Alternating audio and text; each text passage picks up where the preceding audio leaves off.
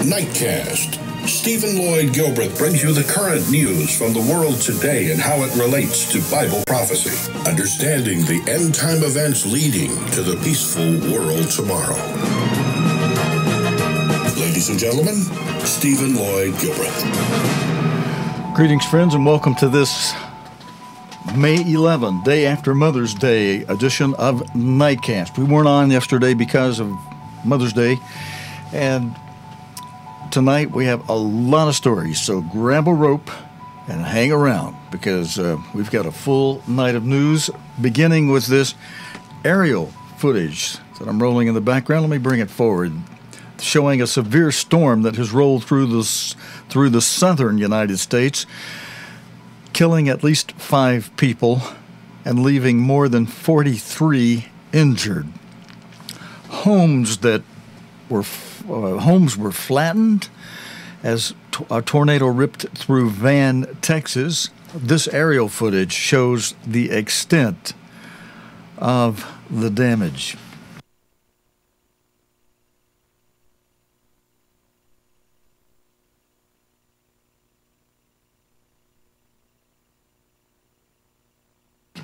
Now, as of the news yesterday, I have a video report from the BBC dated May 10, Mother's Day, and at that time, only one was known to have died and a number of others missing.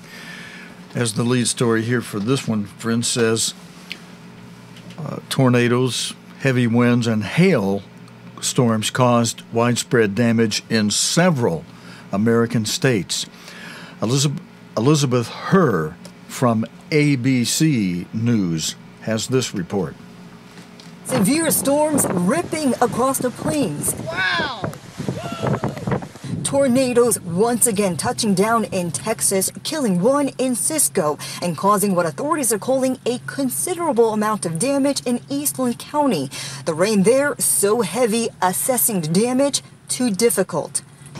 Oklahoma also taking a beating from large hail and flash floods, with more than 4 inches of rain falling in just the last 24 hours. Mother Nature unleashing her fury 4 days and counting, dumping spring snow in Nebraska, Colorado, and California, leaving behind downed trees and crushed cars. We have a large multiple vortex tornado on the ground here south of Lincoln. Since Tuesday, more than 70 twisters. And now, more families in the storm's path are investing in storm shelters for protection from the wicked weather wreaking havoc. Oh, it's really getting stronger. And where we are, it was another day full of showers and thunderstorms, with more threats of severe weather on tap for tomorrow. Elizabeth Herr, ABC News, Oklahoma.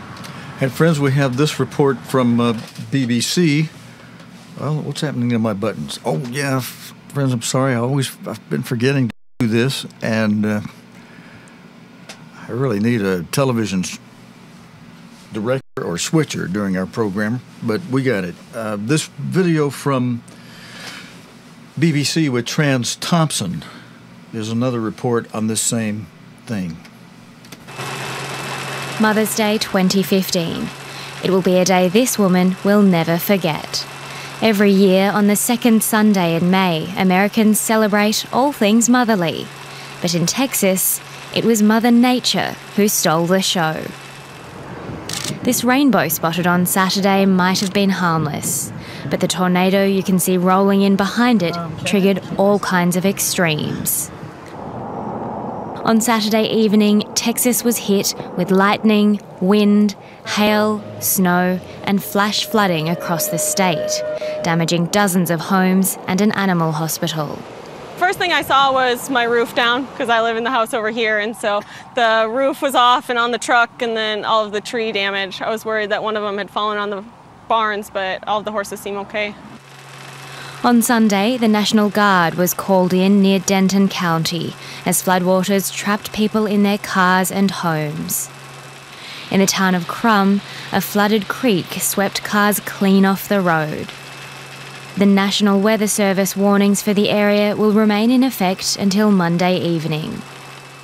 In the meantime, emergency crews will continue searching for others who may be trapped.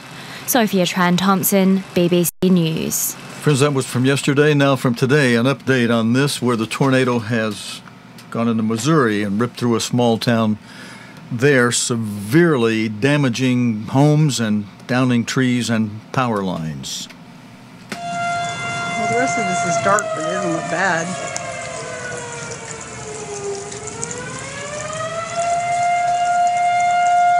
Yeah, that's definitely a rope tornado.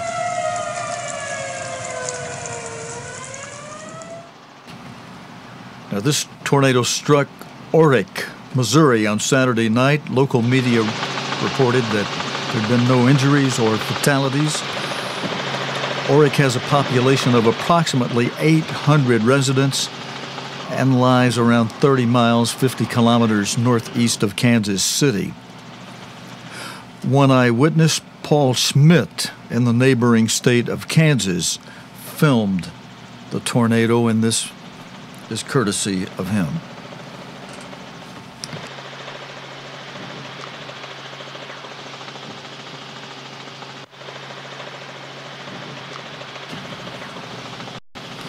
All right, and as that continues in the background for just a little bit, friends, let's go over to stories now related to Europe and the Middle East, and Europe first. And this story related to Greece's Syriza government having said it's hopeful that a meeting of Eurozone finance ministers today would ease the way for a further injection of cash for the troubled country. However, as you'll see in this video, ministers have ruled out a deal to unlock aid for Greece, saying that the country is yet to produce a credible plan for economic reform. Meanwhile, those in Greece who voted for Syriza are watching closely to make sure the party keeps its promise. Chris Morris reports from Athens. Dock workers on strike in Athens, anxious that the radical left-wing Syriza government many of them helped elect may be forced to break a promise not to privatise their port in order to raise much-needed money. This is a gentle reminder that as well as pressure from the EU and the IMF, there's also pressure on Syriza from below, from the street, not to give up too easily on the things that they've promised to do. They have to be loyal to their declaration and to their promises before the elections, as much as possible. We know that the pressure is huge, but there are certain points that they cannot go back. Hi. Nice to meet you again. Yeah, and you. It's a huge dilemma for ministers negotiating with Greece's international creditors. Other countries in the Eurozone want Greece to accept a deal that would look a lot like their old bailout agreement. But a government elected to bring austerity to an end says it has to be able to offer something different. Obviously, that means we will have a compromise in other areas, and obviously the final agreement, nobody will see their complete face in it, because if you can see your complete face in it, you haven't compromised. But that means compromise on both sides. If they get nothing much from Europe, pressure will grow to put the results of these protracted negotiations to a referendum.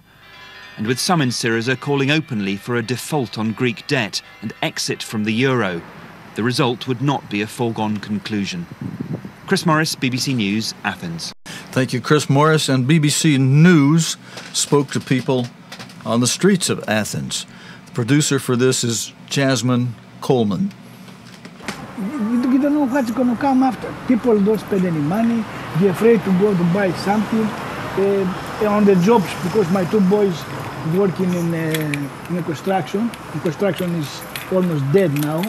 It's so hard. I mean, you can't program for. And friends, why that video paused right there, I don't know. There was supposed to be a little less than a minute more to go on it.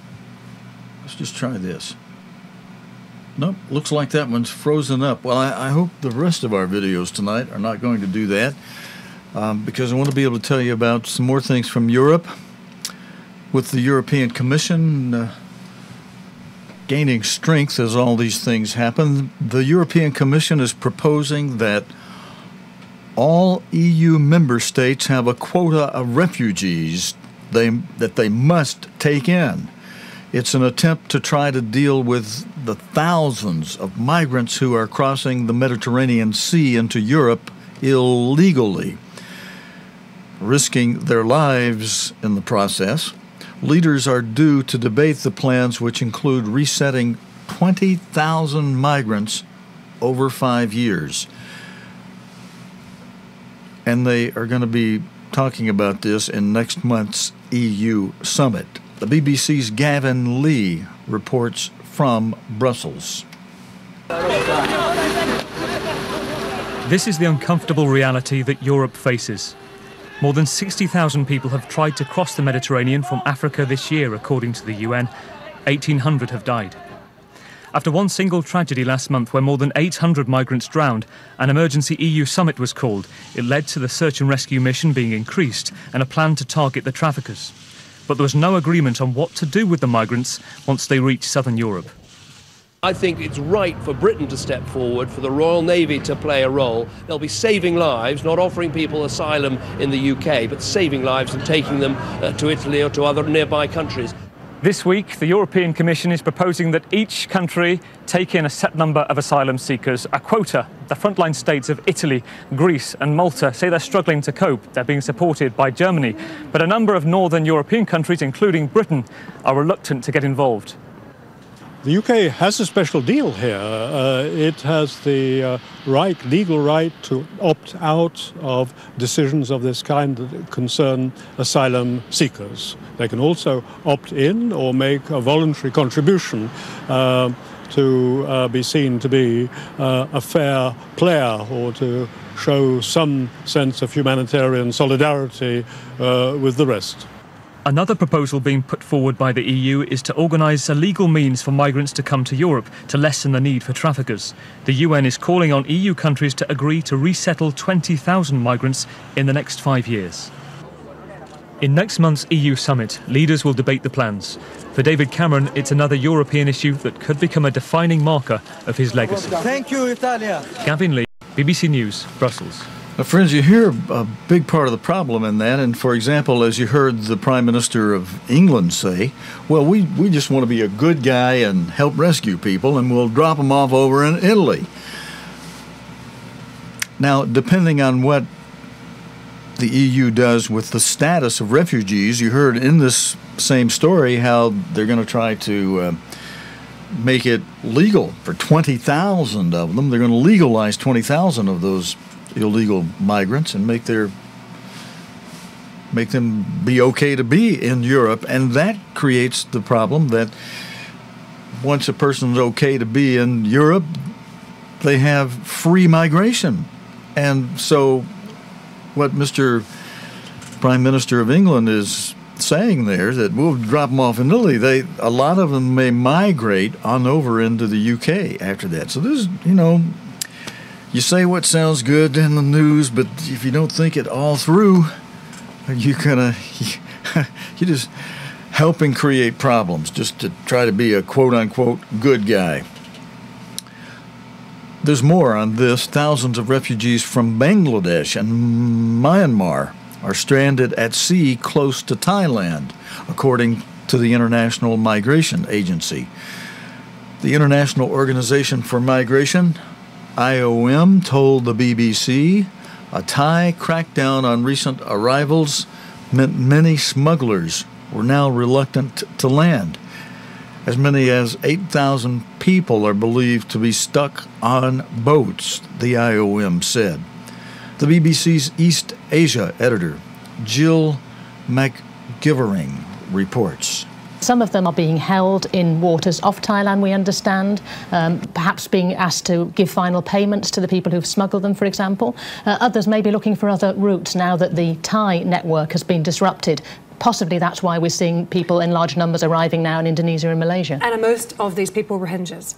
Again, it's hard to know for sure, but that's certainly the idea, yes. Probably most of them are Rohingyas. A lot also from Bangladesh, but we don't know their ethnic status until people start to get hold of them and process them and interview them and find out their stories. And very briefly, what's the regional reaction been to all of this? Because it's affecting not just Thailand, we've got Indonesia and Malaysia involved as well. It absolutely needs a regional response. And one of the difficulties is we're seeing people now arriving in these other countries. countries, but ASEAN countries within the region don't recognise Rohingyas as migrants, so many of them will stay stateless, even though they're taken in by these other countries on a short-term basis. Okay, friends, and all right, now let's go to a story related to the United States' new friend, Cuba. We're going to see where that goes. But also, friends, you know, I should tell you this. I should take a pause and put our chart up on the screen for a moment. The criteria for the news stories that we play each evening on Nightcast are largely based on this chart. If they fit within this category of one of the four seals, yay, they are ripe for airplay. There's some other criteria we use too, but these are the main ones because Jesus Christ told us in Luke 21, verse 36, to watch and pray always. And in that chapter, Luke 21, before verse 36, he had been describing in plain language what to watch. He had been describing these first four of the 5 seals you see listed on this chart, of a total of 7 that are revealed in Revelation. But these first 4, he told us to watch these and pray always about them. And he made a contrast. He said he compared watching these seals and seeing them become more active. He compared it to the branches of a fig tree or any tree, as he put it in other places. When they become tender and you see the little buds on them begin to blossom forth, then you know that summer is nigh. And he said, likewise, when you see these 4 seals become more active, know that the kingdom of God is near, that the coming of Jesus Christ is near. Now, by near, there's a gateway, though. There's a gate here to a period of 2.5 years for the 5th seal, as you see at the far right side of the chart, the Great Tribulation. That lasts 2.5 years. And then there's a little recess, a little pause. Let's bring this chart into the full 7 seals. There will be astro signs, heavenly signs in the sun, the moon, the stars. Now, that's going to be no time at all. That'll just be a matter of a day or two or week or whatever, but short time. And then there will be the sealing of 144,000, and just taking events chronologically as they happen according to the progression of the 7 seals. From the 4th seal, there's the 5th seal being 2.5 years, heavenly signs being momentary, let's just say, whether it be a day or 2 days or a week. And then the sealing of 144,000, then also being a momentary thing, no relative time to add to this at all. Then there's a half-hour space of silence in the heavens, proving that there are no women in heaven. That's an old joke, and I know that makes some of your ladies not too happy with the men who repeat that joke. But that's what it says right there in Revelation 8. There will be a period of silence in the heavens for a half hour. Now, if there are women in heaven, you know, there's some with a lot of patience. I'm joking anyway. We know the religion that I'm involved with, most of you know that, we know as Christ explained, people don't go to heaven after they die. They go to the grave and await a resurrection.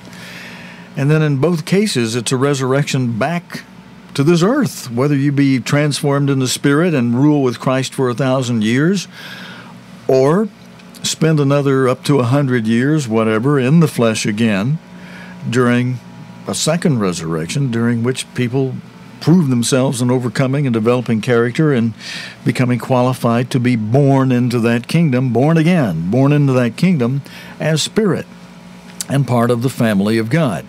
But the 7th seal is the day of the Lord, and that's a 1-year-long period. And I want to keep this part short and just say, look, from the 4th seal on, there's 3.5 years before Christ would be returning. So when he says, know that the kingdom of God is near, it just means that the rest of the program will be put into gear that runs down a 3.5-year clock at the end for Christ returning.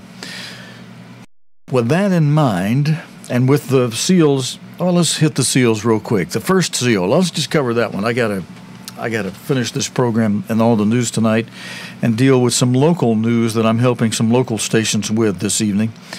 The first seal is described in Revelation as a white horse. And in Matthew 24, Luke 21, Mark 13, Jesus Christ explains this white horse, this seal, in plain language when he says, many will come deceiving, false Christ, false apostles, false religions.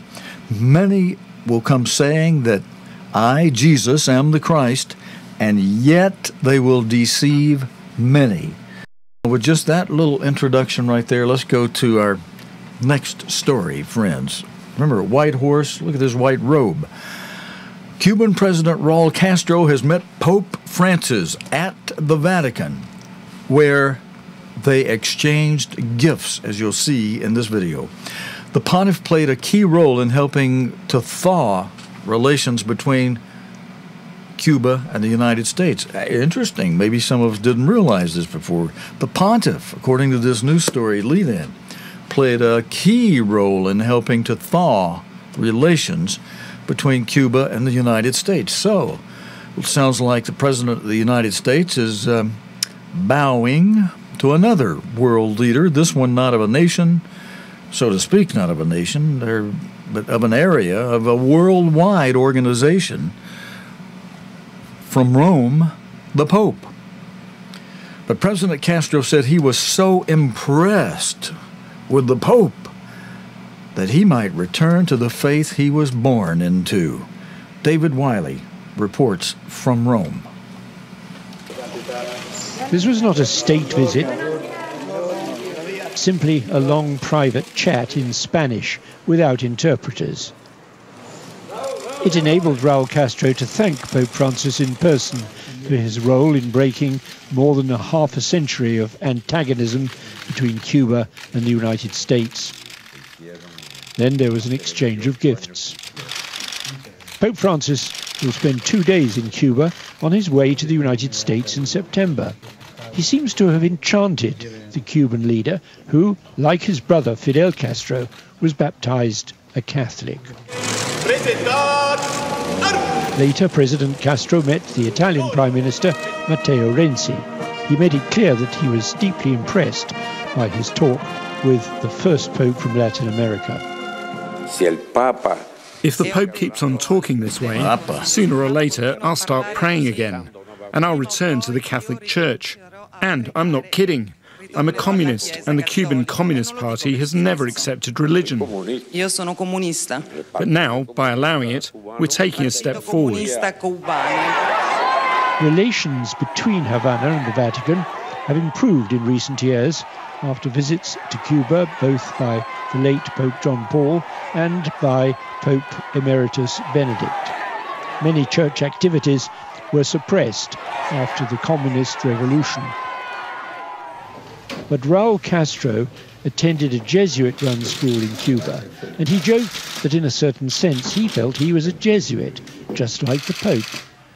For Pope Francis, the brokering of the restoration of relations between the US and Cuba, conducted in secret inside the Vatican last year, has been a major diplomatic triumph. David Willey, BBC News, Rome. Well, friends, the next story also kind of relates to the first seal and the fourth seal. You know, the first seal, as we just explained, is religious deception, false Christ, false apostles. The fourth seal is three things. Primarily, it's loimos that Jesus Christ described for the fourth seal, the fourth seal being depicted in Revelation as a pale horse with a rider whose name is Death, and alongside whom both that pale horse and its rider named Death rides Hades, hell, the grave. And in plain language, Jesus Christ said that the primary activities of this horse is loimos, disease epidemics, pestilence, the plagues of Egypt. Christ also said that between the third seal and the fifth seal, there would be seismos, seismic activity, commotions in the air, commotions on the ground. He also said there would be terake trouble, not the mega trouble of the fifth seal, great tribulation, mega trouble, but trouble. And this next story relates to that trouble and that seismos, those commotions on the ground, known as earthquakes, and to the first seal about false religion. Yoga Lemay explains how parts of the Kathmandu culture in Nepal may be lost forever, as the head notes to the lead-in to Miss Lemay say. Towering over the Kathmandu Valley, one of Nepal's most prominent landmarks, the Swayambhunath Temple is among the most revered religious sites in the country. Today, the main stupa is surrounded by a pile of rubble where temples used to stand. Priests here have only just begun morning prayers again. Their families have lived here for centuries. The earthquake destroyed their homes too. For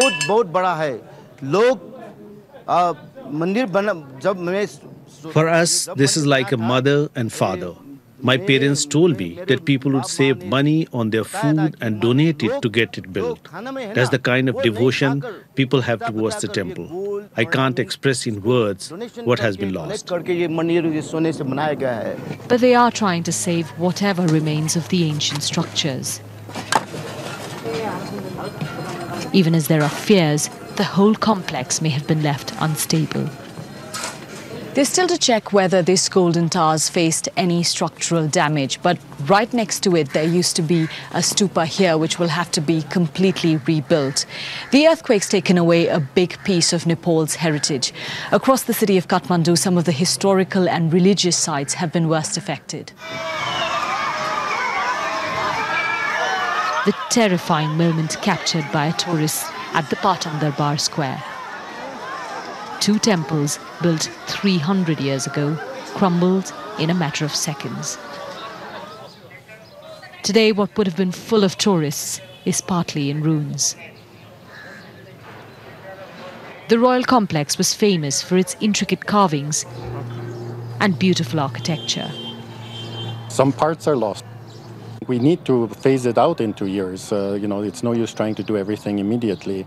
What we have to make sure that is done immediately is that as much of this material is safeguarded and the structures are not demolished just because they might have certain cracks. It's going to be a long road to recovery. The earthquake took with it so many of Nepal's people and also a part of Nepal's soul. Yoga Lemay, BBC News, Kathmandu. Okay, friends. All right. Now, I got up and adjusted a light in the studio that I saw that was throwing off some things. Okay, I want to finish up tonight and try to be within a half hour on tonight's program. I don't have video on this next story, but a news lead that's in on this says there's still no ceasefire in eastern Ukraine, but fighting there's at a lower level than previously. Pro-Russian forces held large parades to mark the end of World War II. Again, many references to World War in news here lately, friends. And there's a round 3 coming up yet. We'll talk more about that later in the week. But violence between the two sides, pro-Russia and Ukraine, is not as fierce as it was. We'll have more on that during the week, too. That's it for this Sunday night report. Friends, thank you very much for joining me tonight. What did I say? Sunday night. This is Monday night for this Monday night report. We didn't do a Sunday night report this week because of Mother's Day. But God willing and the creek don't rise, we'll be back again tomorrow night with the day's current news related to the Bible and prophecy here on Nightcast. Until next time, your host Stephen Lloyd Gilbreth saying so long and good night, friends. You have been watching Nightcast with Stephen Lloyd Gilbreth. Nightcast can be seen Sunday through Thursday nights here on cogtv.org. Tonight's program is also available anytime on demand in the cogtv.org video archive.